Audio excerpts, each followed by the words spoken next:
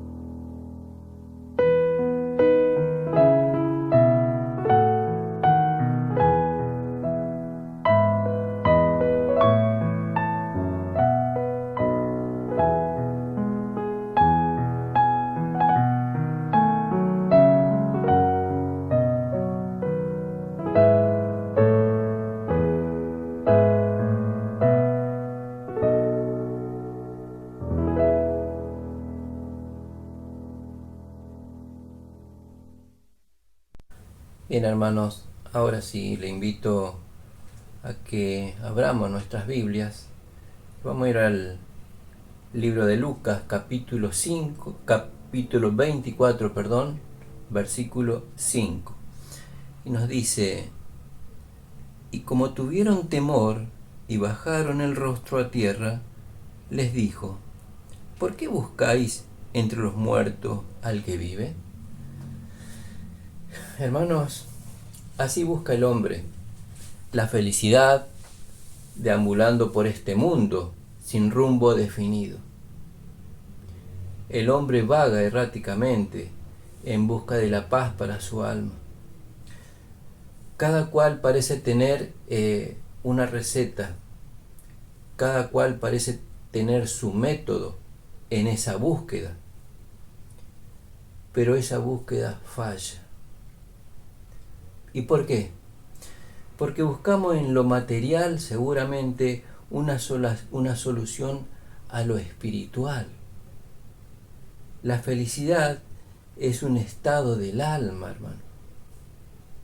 Por lo tanto, las cosas materiales no son válidas para alcanzarlas, todas esas cosas que buscamos.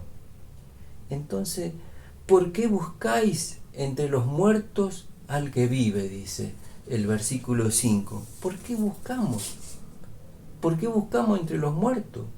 Esta es la pregunta muy sencilla, pero también es una pregunta profunda.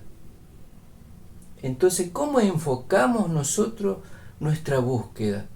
¿Por qué buscamos algo? ¿Por qué buscamos algo donde no encontramos? Y ahí comienzan nuestros problemas, hermano.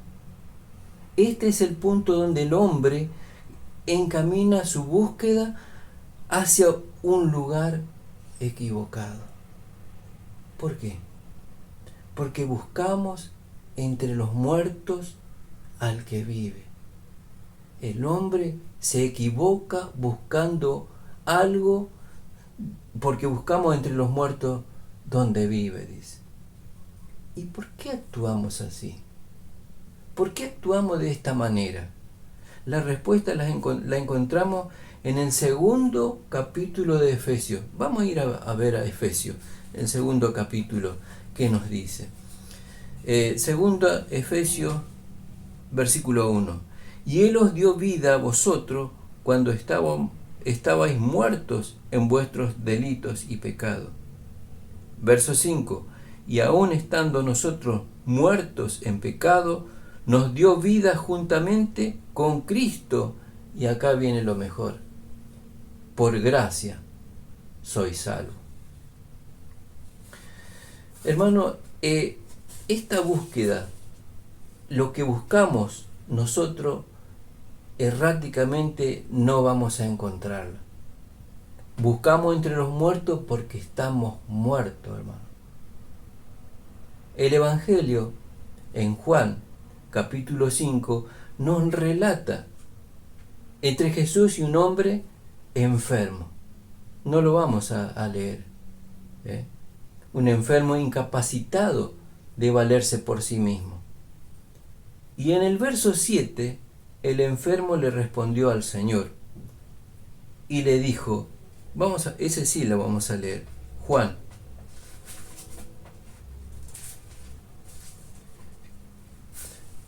capítulo 5, versículo 7, dice, Señor, le respondió el enfermo, no tengo quien me meta al estanque cuando se agita el agua, y entre tanto que voy, otro desciende antes que yo. ¿Te has sentido alguna vez, has visto pasar la solución a tu angustia? Esas cosas son las que tenemos que buscar. Esa solución es la que tenemos que buscar. Tal vez porque, ¿sabe por qué? Porque la solución está en pedirle a Jesucristo. Que Él sea quien te acerque a esa salvación a la que anhelás. Que Él sea la solución a la búsqueda de tu alma. Ese enfermo buscaba a alguien que pudiera meterlo al estanque para limpiar su alma, pero el único que puede y que puede hacerlo es Jesucristo. Solo tú y vos es la combinación, la receta, vamos a decir, de la felicidad. Y ahí es donde confluyen todas nuestras búsquedas, hermano. Porque buscamos donde no debemos buscar. Pero ese es el lugar, ese es el punto donde tenemos que buscarlo. ¿Desea un lugar seguro para tu vida? Entonces tenemos que ir a los pies de Cristo o a los pies de la cruz. ¿Anhelamos hallar respuesta? A los pies de la cruz. Hermano, el Señor Jesús vino a este mundo, cargó nuestros pecados y los llevó a esa cruz de vergüenza. Él sufrió, Él murió para darnos vida y vida eterna. Por eso nuestra búsqueda tiene, todo lo que buscamos está a los pies de la cruz. Ahí es donde encontramos la felicidad. Ahí es donde encontramos la paz. Y yo le quiero dejar un versículo.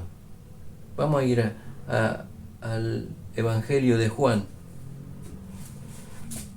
capítulo 5, versículo 24.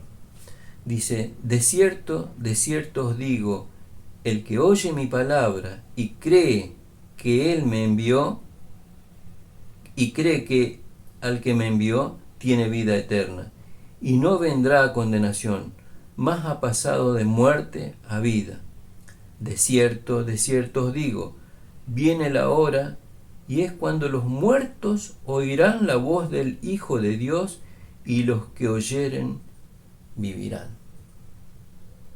Qué bueno, hermano, que nuestra búsqueda esté allí, a los pies de la cruz.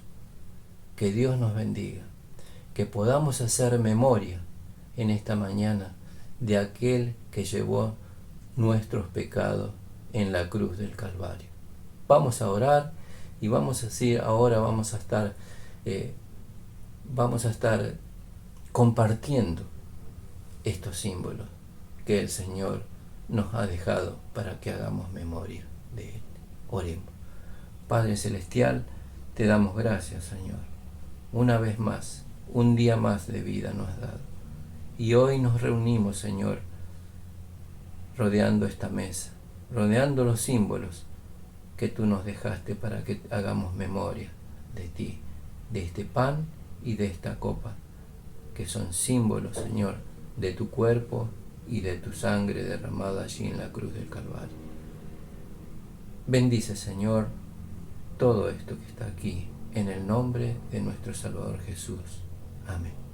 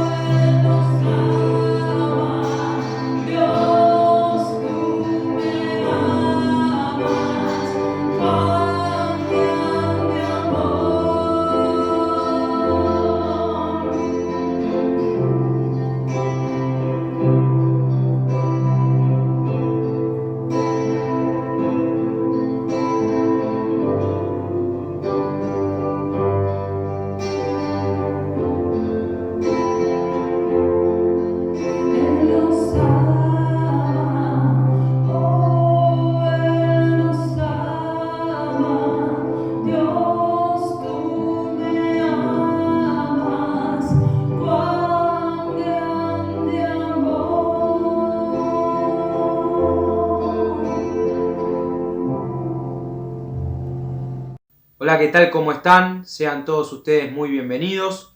Comenzamos un nuevo domingo de transmisiones de videos de la Iglesia Caraza para que podamos llegar, a pesar de las distancias, a pesar de las dificultades, a todos los hogares. Continuamos con este momento tan difícil que hace más de un año que venimos transitando la humanidad entera, la pandemia que nos impide todavía reunirnos presencialmente, si bien ahora, gracias a Dios, vamos a comenzar a compartir pequeños momentos juntos, muy paulatinamente. Todavía nos convoca los domingos a estar detrás de la computadora, detrás del celular, y parece que ya nos hemos acostumbrado, ¿no? Eso todavía persiste y aún, gracias a Dios, no abandonamos esta virtualidad que a lo largo de más de un año nos fue de mucha utilidad para nuestros corazones. El estar solos, el estar lejos de nuestros seres amados, y fue realmente un acompañamiento. Esperemos que en este corto tiempo que resta del año pase a ser historia. Y justamente como continuamos y no abandonamos, el tema central de hoy tiene que ver con eso, ¿no? Hay una letra muy famosa de un cantante muy famoso de rock nacional que dice: el que abandona no tiene premio. Y eso nos convoca hoy. La inconstancia, qué difícil y peligroso que es para cada uno de nosotros ser inconstante en nuestra vida, ser intermitente, como las luciérnagas, estar en algún momento iluminado, de repente que se apague nuestra luz, o que perdamos perseverancia, o que perdamos constancia en cada uno de nuestros actos, ¿no? Y el que abandona no tiene premio es una letra recontra conocida, en particular para aquellos que menores de 40 años, ¿no?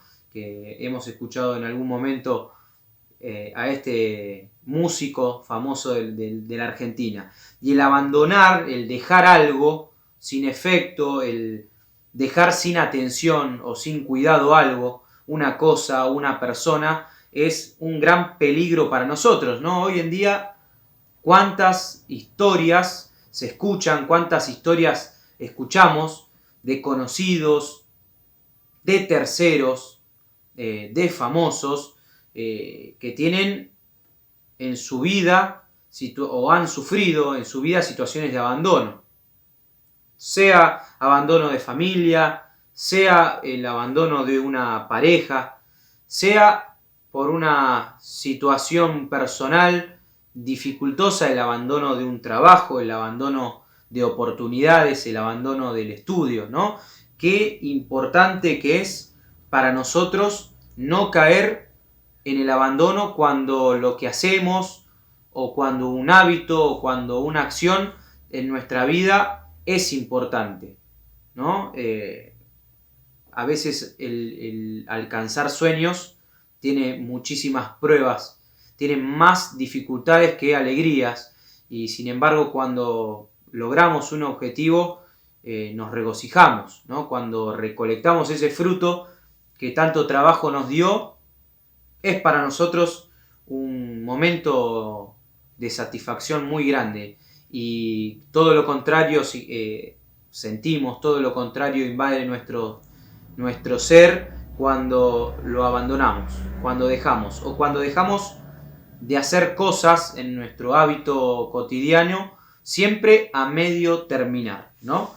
Y esta inconstancia que nos convoca hoy, creo que tiene dos causas. ¿Por qué nosotros, y acá levanto como siempre la mano primero, por qué nosotros somos inconstantes o abandonamos cosas en nuestra vida? Y la primera causa es porque tenemos una imposibilidad de hacerlo, ¿no?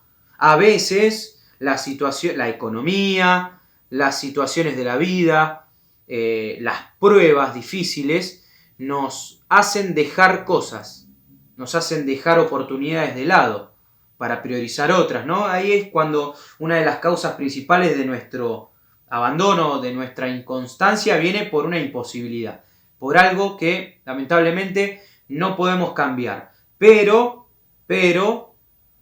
también una segunda causa, y ahí es donde la subrayamos, una segunda causa de inconstancia, de abandono, es por falta de deseo o por falta de voluntad.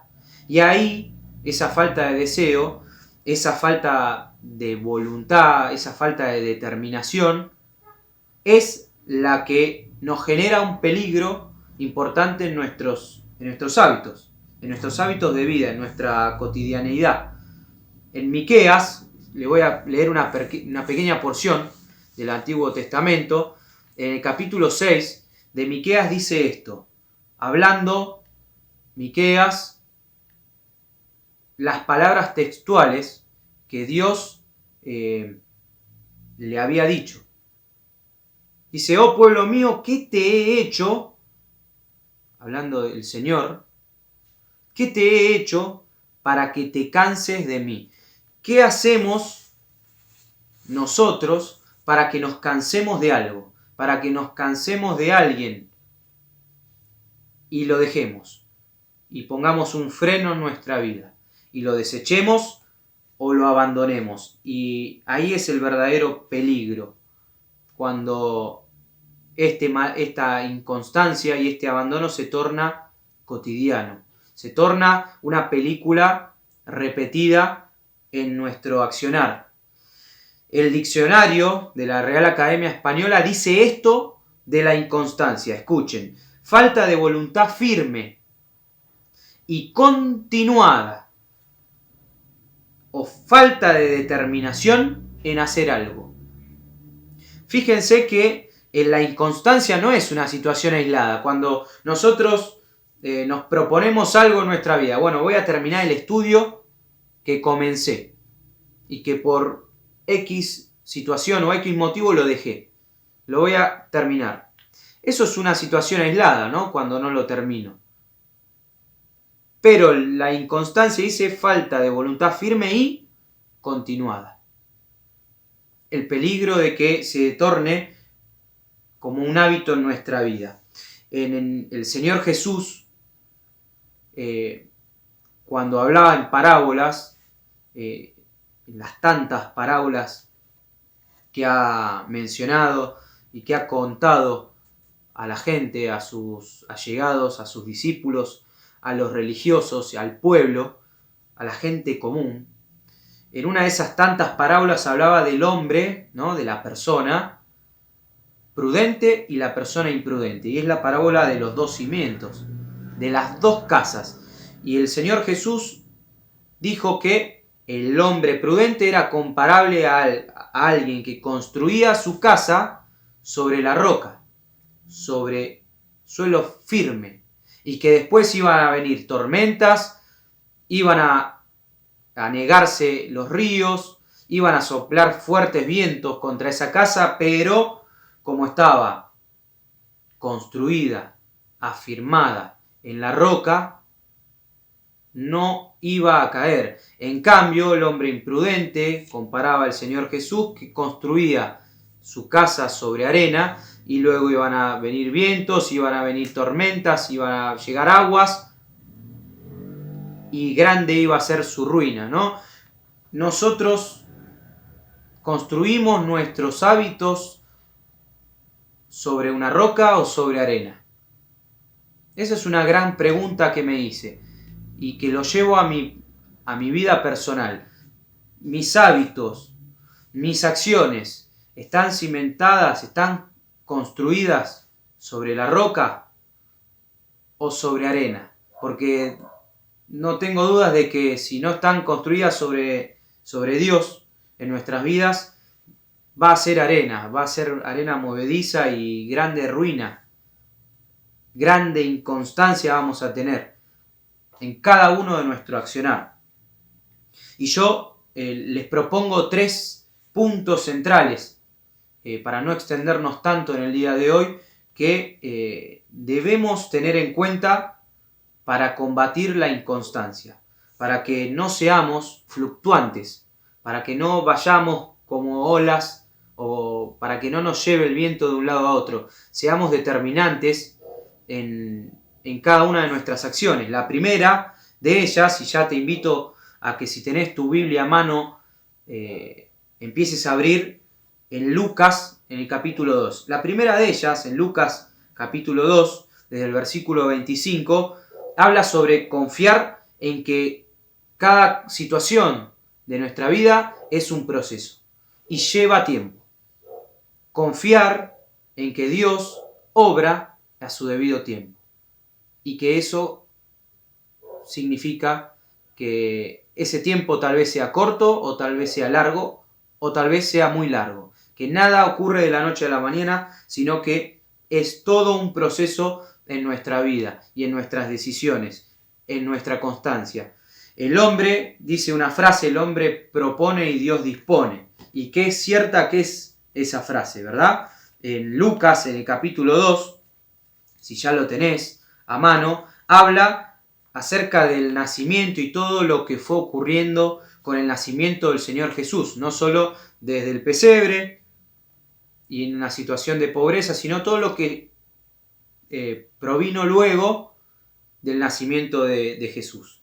Y a partir del versículo 25, dice así: había en Jerusalén un hombre llamado Simeón, y este hombre, justo y piadoso, esperaba la consolación de Israel, y el Espíritu Santo estaba sobre él, sobre Simeón. Continúa en el versículo 26 diciendo esta historia: y le había sido revelado por el Espíritu Santo que no vería la muerte antes que viese al ungido del Señor. Y movido por el Espíritu vino al templo, y cuando los padres del niño Jesús lo trajeron al templo para hacer por él conforme al rito de la ley, él, Simeón, le tomó en brazos a Jesús y bendijo a Dios diciendo: ahora, Señor, despides a tu siervo en paz conforme a tu palabra, porque han visto mis ojos tu salvación, la cual has preparado en presencia de todos los pueblos. Pero rebobinando, Simeón, que ya era muy entrado en años, un hombre de fe, religioso, ahora, Señor, viéndolo Jesús y cargándolo en sus brazos, despides a tu siervo en paz. Simeón confiaba en que en su vida no gustaría de la muerte, no se iría de este mundo hasta que no tuviera al ungido, hasta que no tuviera al Cristo, al Hijo de Dios, hecho hombre, hecho un niño, en sus brazos. Y ahí, cuando lo tuvo, supo que todo ese proceso larguísimo en su vida iba a tener el desenlace de tener en sus brazos al Señor. Y ahí es donde Simeón en esta historia dice: ahora, Señor, despides a tu siervo en paz. Todo en nuestra vida es un proceso que tiene muchísimas pruebas, como dijimos al inicio. El camino lleno de obstáculos, y queda en nosotros sortearlos y continuar, si tenemos determinación, si tenemos el deseo profundo de alcanzar lo que nos propusimos o lo que Dios propuso, y lo sabemos, lo que Dios propuso para nuestra vida y en nuestras vidas. Jesús tuvo 3 años de ministerio. El Hijo de Dios, nada más y nada menos, esperó hasta una edad adulta y madura para comenzar su ministerio. Supo y entendió en su humanidad, en su mente de hombre, en su corazón de hombre, aún siendo Dios, entendió que debía esperar, que no debía apurar ningún proceso. La tentación, ese entrenamiento que tuvo el Señor, la tentación a Cristo, duró 40 días y 40 noches. El pueblo de Simeón, el pueblo judío, hasta ver la tierra prometida, cuenta la historia en la Biblia, estuvo 40 años hasta entrar en esa tierra prometida. tantas cosas en nuestras vidas, en la vida de nuestros seres queridos, que han tenido que sobrellevarse por un proceso, a veces corto y otras veces largo. Pero si nosotros no confiamos y no entendemos que cada situación es un proceso y lleva tiempo, jamás seremos constantes y vamos a tener en nuestro interior un hábito peligroso de inconstancia, donde el apuro nos lleve a abandonar. El segundo punto tiene que ver con que ese deseo, esa necesidad nuestra para poder alcanzar una meta, alcanzar un objetivo, para ser constantes, tiene que ver justamente con la firmeza, la pureza de ese deseo.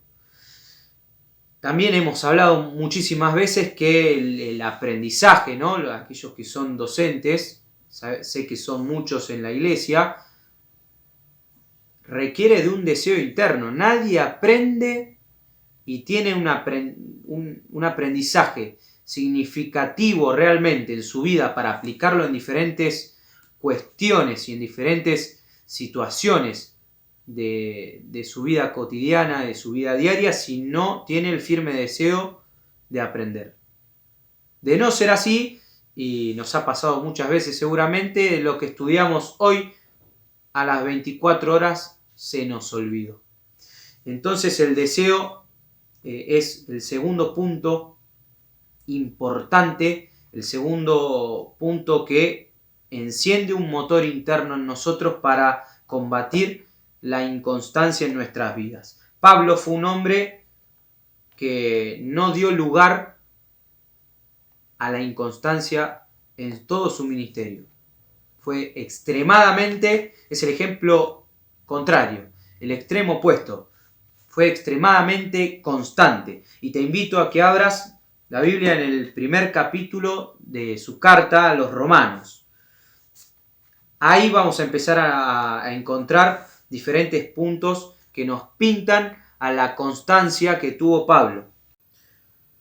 Y si continuamos leyendo en el versículo 13 del primer capítulo de la carta a los Romanos, dice, en realidad anteriormente haciendo mención a la circunstancia en la que habla Pablo, dice, porque deseo verlos, en el versículo 11, para comunicarles algún don espiritual, a fin de que seáis confirmados. Y en el versículo 13, sabiendo de las dificultades que tuvo Pablo en ir a visitar a los romanos, pero no quiero, hermanos, que ignoren que muchas veces me he propuesto ir a vosotros, pero hasta ahora he sido estorbado. Pablo fue alguien así como nosotros llamamos a la gente que es terca, que insiste, y a veces es verdad que para lograr algo y luchar contra la inconstancia tenemos que ser tercos, ¿no? Porque uno cree que alguien que es constante, alguien que insiste en algo a pesar de las dificultades, cree que está persiguiendo sueños imposibles, ¿no? Y muchas veces está disfrazado el objetivo, está disfrazada la meta de sueños imposibles que si nosotros nos convencemos de que no son así y que Dios realmente quiere que lo alcancemos, vamos a lograr llegar a esos propósitos. Y si no nos convencemos, si la duda empieza a aflorar en nosotros, va a ser un motivo de abandonar, un motivo de desertar, un motivo de largar todo lo que hemos hecho, todo el camino que hemos transcurrido. Y es ahí cuando nosotros muchas veces caemos en decirle qué terco que es esta persona.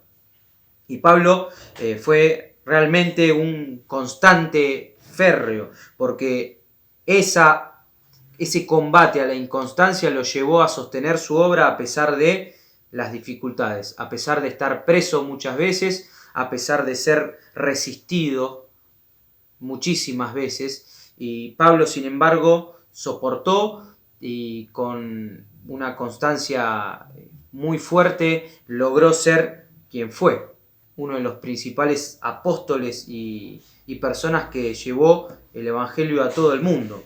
Si continuamos con esa obra de Pablo, vamos a la primera carta a los Corintios. Y la primera carta a los Corintios, en el capítulo 9, versículo 22, si querés leerlo conmigo, te voy a dar igualmente otra versión que me gusta mucho cómo se enfocó. Dice así: cuando estoy con los que son débiles, me hago débil con ellos. ¿Por qué? Porque deseo llevar a los débiles a Cristo.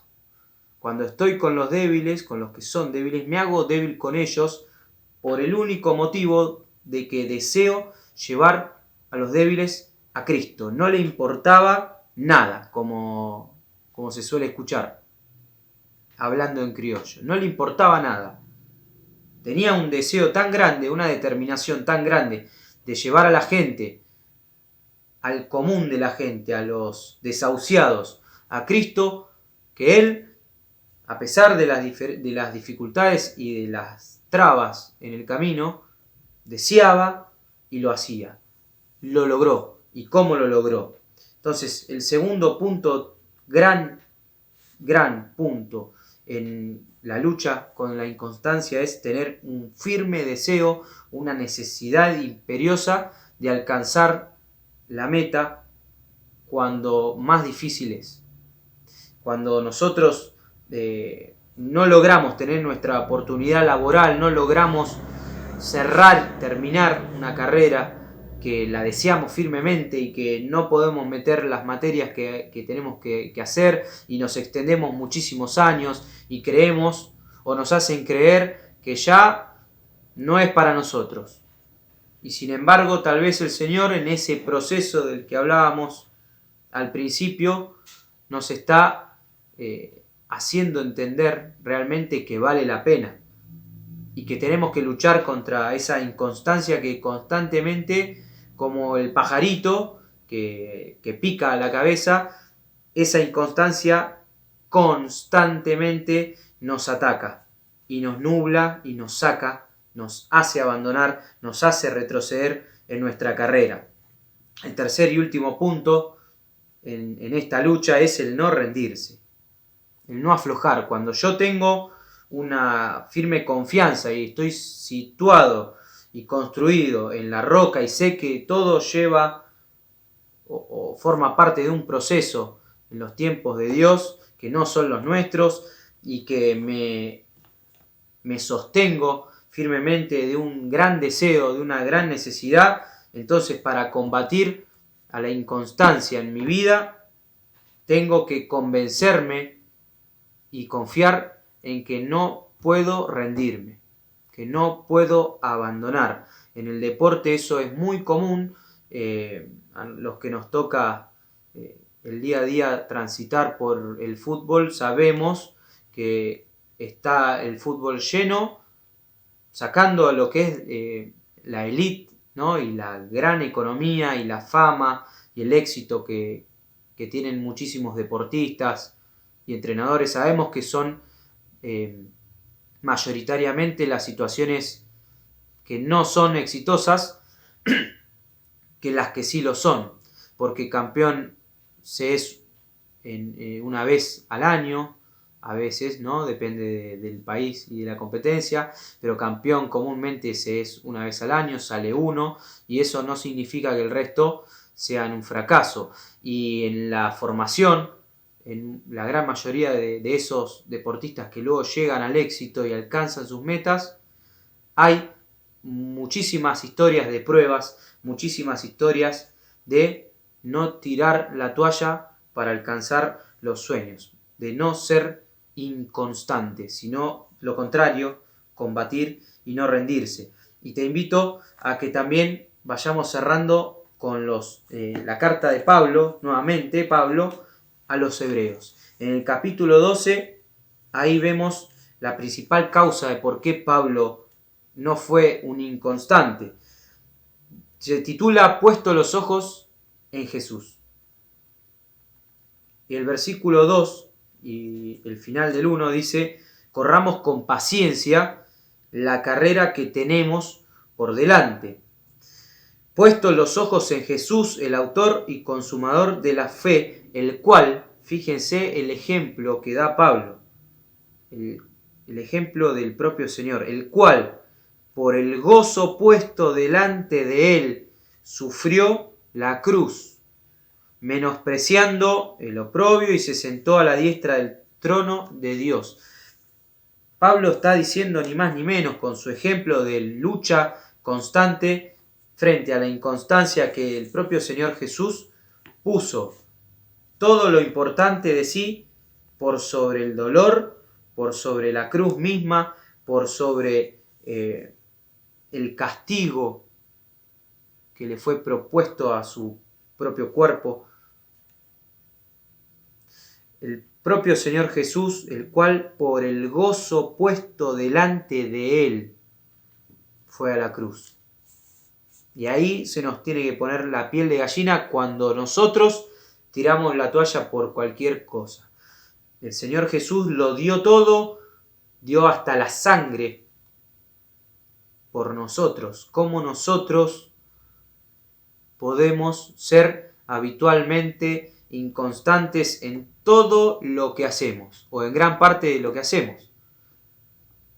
En no alimentarte bien, en no cuidarte bien, en no ser constante en tu estudio, en tu profesión, en tu capacitación progresiva, constante. El Señor Jesús, por el gozo puesto frente de él, en lo que venía, lo dio todo. Qué motivación tan grande que es esa. En Santiago también hemos leído en los últimos días esta carta tan pequeña pero tan rica. Santiago, en esta nueva traducción que te voy a compartir, en el primer capítulo, dice esto. Santiago 1, desde el versículo 3 en adelante.